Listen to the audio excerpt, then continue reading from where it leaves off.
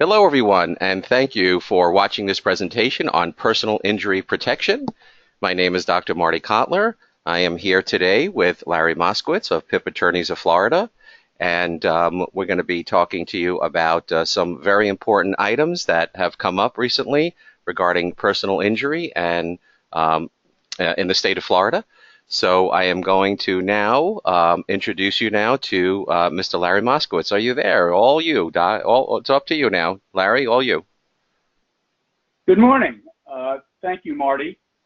Marty and I have been doing these presentations to live groups of doctors for a couple of years now. And for most doctors who have been treating patients under the no-fault statute, they understand and realize that PIP is a moving target and that there are windows that open and close and opportunities for doctors to get reimbursement that sometimes open and sometimes close. If we were doing this webinar a year ago, a lot of the issues that we're going to talk about today would not have been relevant or are still in play as we speak. Usually my presentation is about 2 hours.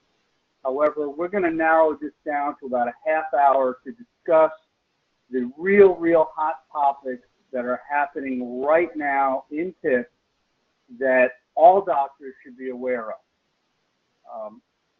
What I have on the screen now is we're going to just go back and just give a basic review of no fault. Just very briefly, we're going to go through some of these slides here, and then we'll get down to what I think is the meat and potato of what is relevant right now. There are about 4 issues that, humbly speaking, our firm will be able to get doctors paid within 30 days of reviewing the file. That's right. I'm stating on the record that there are certain issues with Geico right now that my firm, once engaged, will be able to get you paid within 30 days. So let's talk about some of these issues. Okay, so this is just a basic outline of the topics that we normally talk about in our live presentations. At the end of the webinar, there's an email address for me, Larry Moskowitz, that you can email me, and I'd be more than happy to send you the PowerPoint presentation that you should have on your computer so that you can go back as a reference guide. Now, recently, both the House and the Senate passed passed bills to eliminate PIP. As all of us are aware, this is a yearly occurrence up in the Senate and the House in the state of Florida. As it stands now, we still have PIP in effect. Nothing happened this year because both the House and the Senate couldn't agree as to the new straight BI bill that was being presented. And it really came down to whether or not there was going to be a MedPay provision. But I'm going to skip through this because most of us already know this and don't want to get really bogged down in that type of discussion. Now, as we move through, here's a general overview of what is PIP. Again, I'm going to move through this very quickly so we can get down to what I think are the real important issues that we need to discuss this morning. PIP, of course, is regarding an automobile accident, no fault up to $10,000.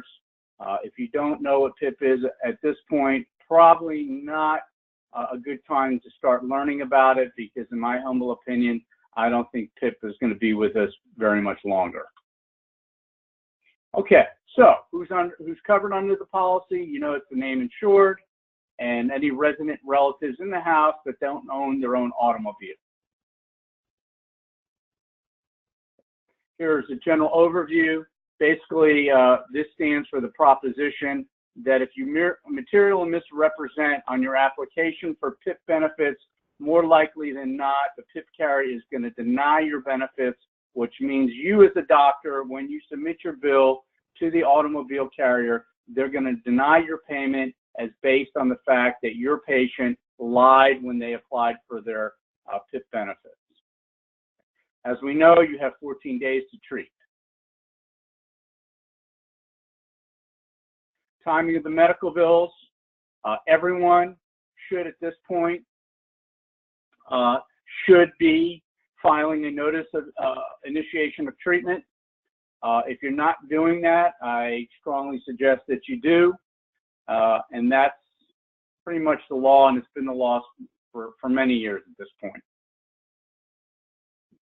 What happens if a patient gives you wrong insurance?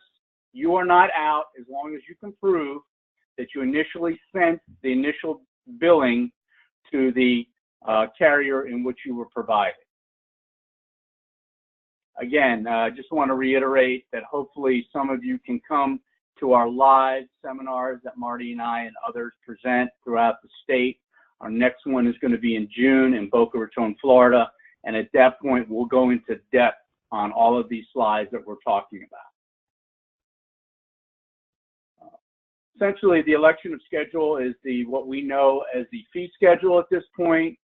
We just lost our case with State Farm this week in the second DCA, and for all intents and purposes, the fee schedule argument has been decided and is no longer a legal issue for us.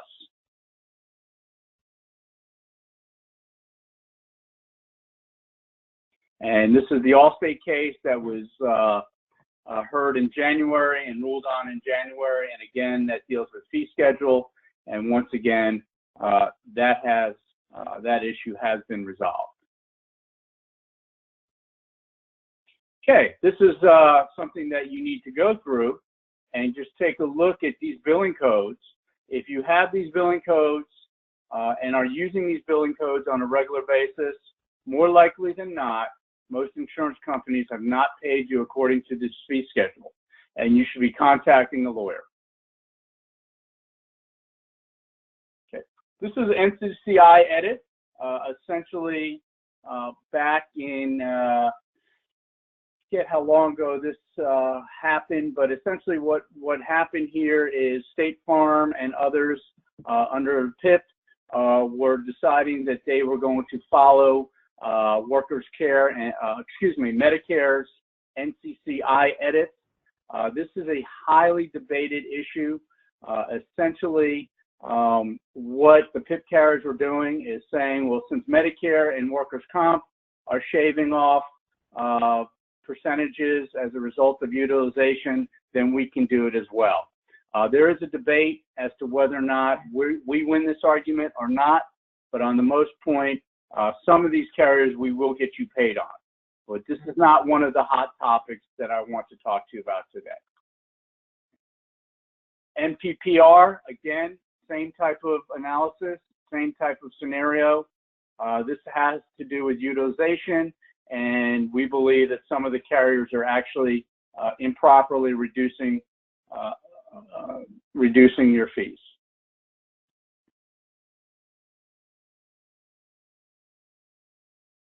Emergency medical condition. This has been long decided.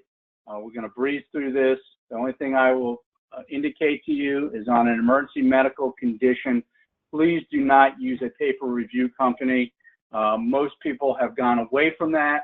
I don't see that as a major issue for any of my clients at this point, but if you're considering using a company to write up an emergency medical condition without seeing a patient, I strongly discourage you from that, and you will not get paid.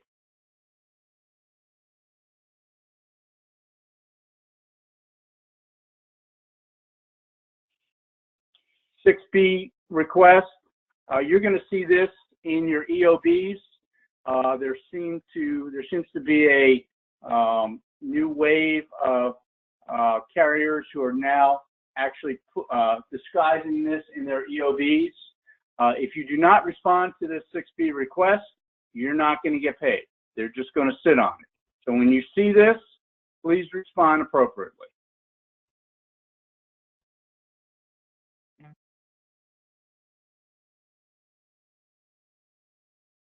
IMEs. Most importantly, if your patient gets a certified letter to go to an IME, make sure they go. You cannot refuse this, and you have to babysit your patient to make sure that they actually get there. The same would go, okay, what happened here? Same thing goes for any EUO request.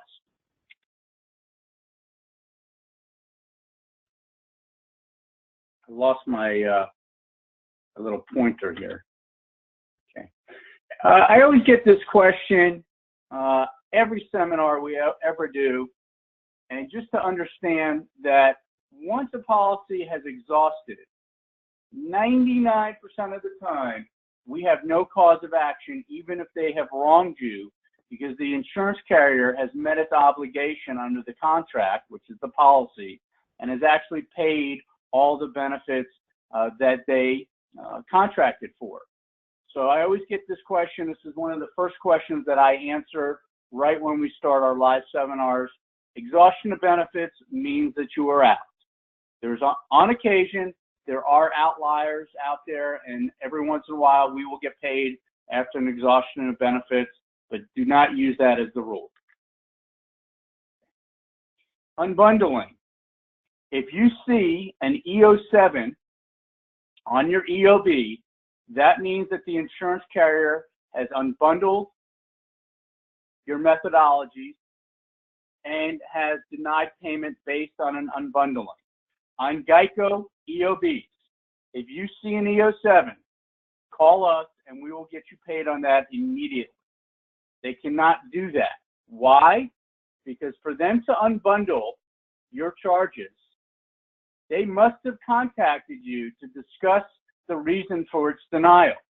And of course, we all know that none of us have ever received a phone call from an adjuster while they're looking over your charges to see why you charged 2 modalities instead of 1 and went ahead and unbundled you. We will get you paid immediately on EO7s that you see in any Geico EOBs. And this is what it looks like. All you have to do, we can go back 5 years, all you have to do is pull out your EOBs and look for this code. As you can see, EO7 right there, I got my pointer on it. Just go ahead and look for that. This is from 2016, and we will get you paid on every one of these. $170, they got 0.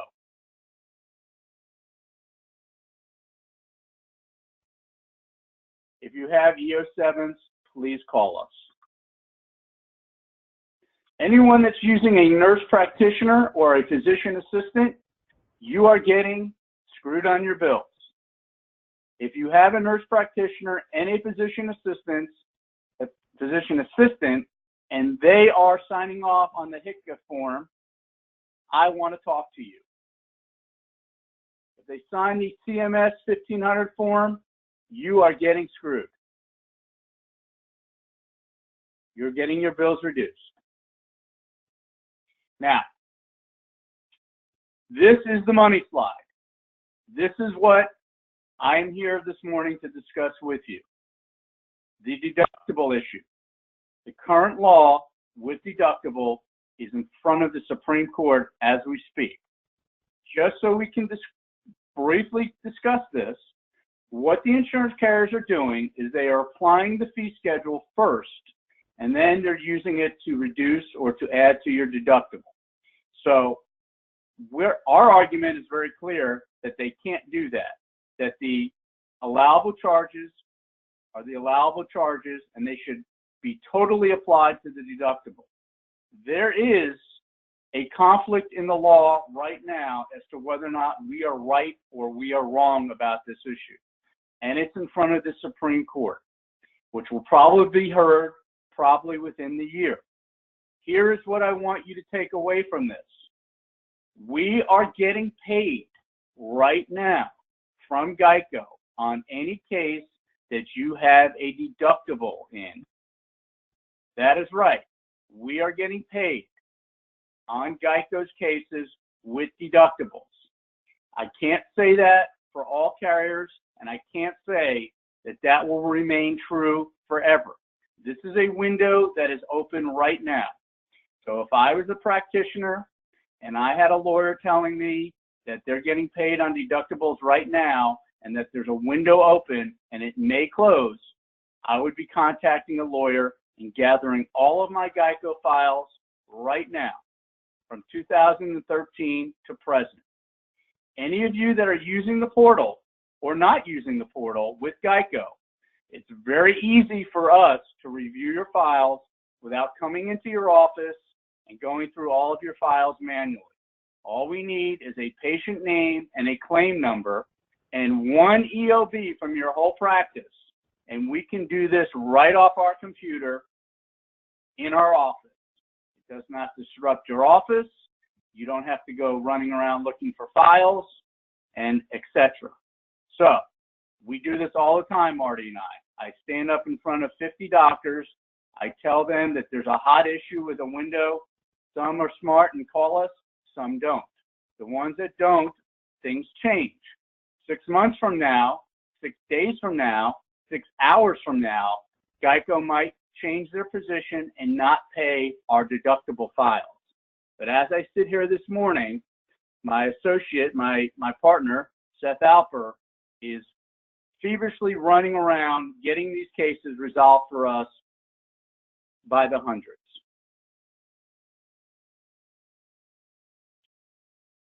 With Geico, if you see 448s on your EOB, a lot of the time, what is happening with Geico is they're miscoding as to whether or not you had different days of treatment. What they do is that the computer somehow thinks that you've double billed and that your modalities and that your treatments are on the same day. This is very painstaking work, and most lawyers are not going to find this because it takes a lot of effort to go through all of the EOBs to check whether or not Geico is properly disallowing your charges. Again, if you have Geico files and you have 448s on them, which most do, most of our clients have them, please contact us and we will painstakingly go through all of your 448s on the portal so you don't have to give us the files so that we can get you paid on these. This is an issue right now if you're doing bilateral procedures in your office, if you're using a pain management person and you are doing the billing, any type of injections, any type of bilateral procedures. Again, all the insurance companies are improperly reducing your medical bills. Please contact us if you're doing this. This is our hottest issue of the morning. This is something that Seth Alper and I have been working on for a few years. All of the other attorneys that are in this area of practice, which I've been in since 1993, are aware of this. However, I will guarantee you that if our office handles these files, you will get paid from 30 days from when we file your demand. Okay? If you already have a perfected demand, you will get paid on these. This is a billed amount.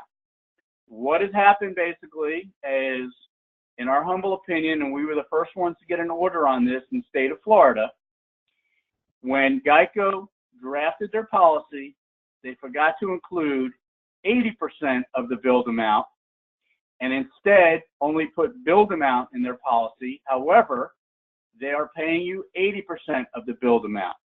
So essentially what this is that any modality that is charged that is less than 200% of Medicare fee schedule, you're going to find this issue. And you can see on this particular client how they have BAs. This is one EOB, and you can see how they have BA 1, 2, 3, 4, 5. They have 5 BAs in one EOB. And because of their billing methodology, this particular client, you're going to find in this particular client's case, and in your case, that if you have BA, you're going to have it on every Geico file, on every patient, and every date of treatment. This is a lot of money for you. So please, if you have BA, all you have to do is after this webinar, talk to your billing person, pull a file, wherever you keep your EOBs, open it up, on Geico files and just look and see if there's a BA. If there's a BA, I strongly suggest that you call us immediately. This is a window that we have right now, today. I don't know what will happen tomorrow, but what has happened is one of our colleagues has filed a class action suit that we have won on the lower level that has been appealed. Now, if we lose the appeal, then Geico will not be paying these charges. However, since the appeal is pending, Geico has determined, in my humble opinion, to reduce some of their risk and settle these cases with us now while there's still an opening of opportunity for both sides. We think eventually we will prevail, but who knows? And if we don't prevail, this opportunity several months from now, when the Supreme Court or the District Court, Appellate Court, and Federal Court rules on this, we might lose altogether. So please, if you have these on your files, stop what you're doing, spend 5 minutes to see if you have this, and if you do, contact us or your lawyer immediately. If there's anything that you get from this webinar this morning that you find is something you must take action on immediately, it would be this issue, okay? This is the issue that I would spend my day trying to find if I had these files. Okay, this is a lot of money. This is 20% on every single modality, on every single patient, every single day that you treated them. And this slide that we're on right now just explains what BA is and what happened. And by the way, any of you can call me at any time. I'd be more than happy to show you these slides and go through it with you methodically, meet with you, do whatever I need to do to protect your interests to make sure that you're paid on these issues. Okay. This is just the court order. This is our client. He's given us permission to allow us to show this in the slide presentation. And this is the case that started it all. And you'll see on the if you care to read it, it explains it in detail. This is the final order going through it, and that's us, Seth Alper. So that's my partner. Now, this is just a smaller issue. Essentially, 97014, they're paying you a workers' comp fee schedule. They're not allowed to do that, and you should be contacting us so that you can get paid on that as well. And this is basically talking about manual therapy versus massage. And we all know that they're not paying at massage. Massage has been disallowed under no fault. However, they are required to pay you for manual therapy under 97140. Don't be afraid to bill 97140 if you are performing manual therapy. You deserve to be paid for it. Don't shy away from it. I don't understand when I meet clients, prospective clients, and they say, well, you know, we're afraid to bill manual therapy. Why? You shouldn't be.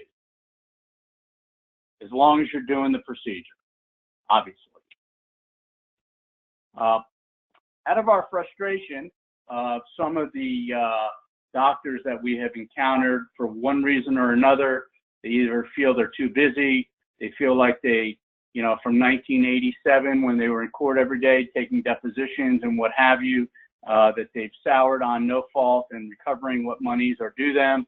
We decided that in the alternative, we would buy their files from them. I will tell you that essentially there really is no reason to sell your files to us other than the fact that you just want to get cashed out immediately. However, this is not 1987. None of our clients are being subject to depositions, asked to go to asked to fill out interrogatories. Pretty much everything is getting resolved quickly and without the need for our clients to participate in the actual settlement process other than to give us the okay to settle the case. So don't be afraid. And if you are, we'll go into your warehouse, locate the files, and pay you for the files on an assignment.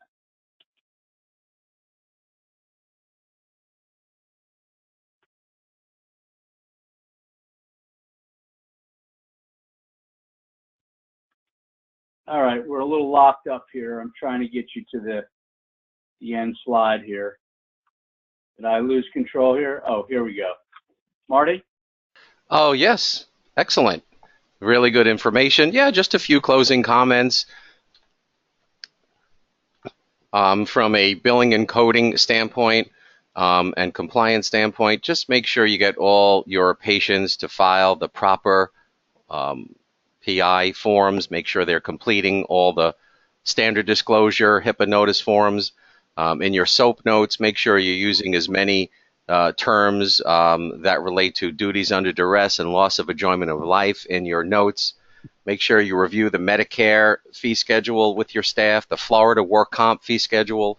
Use diagnosis codes to the highest degree of specificity, like ligament laxity, herniated disc, cervical radiculopathy. Simple denials should get overturned easily. Any issues that you're having a problem with, for example, I have a really good letter that helps doctors get 97140 that was initially denied overturned with regular insurance like Blue Cross Blue Shield, Aetna, Cigna. It's very easy to get them to reverse their decision. But with PIP, I can't do it. The doctors can't do it. You have to get an attorney. So I just want to thank everybody for attending. Here's my contact information there on the screen. You can contact me directly if you have any questions regarding billing, coding, documentation. Email is drkotler@targetcoding.com, website targetcoding.com. Larry, any closing comments? I would just like to, because the window on BA is so hot and so open right now, I want to just make sure, I've never done this before, but I want to make sure that if anyone truly wants to get a hold of me, that they can. So my cell phone number is 954-336-4865. We represent clients throughout the state of Florida, from Key West to Pensacola. You can contact me, you can text me, you can email me, whatever you need to do to get a hold of me. We'll be more than happy to make arrangements with you on a very expeditious time frame. Right now, we are all over the state grabbing these files as quick as we can, because we don't know what tomorrow is going to bring. And I've been doing it since 1993, and I can tell you that PIP and PIP law and windows open and close like the wind. So I normally don't do this, but I figured that I feel that it's important that we get this stuff done quickly. And if you do retain us, we will be working very quickly with you to get you to the finish line and get you paid as soon as possible. Thanks for your time. Thank you, everyone. Take care. Bye-bye.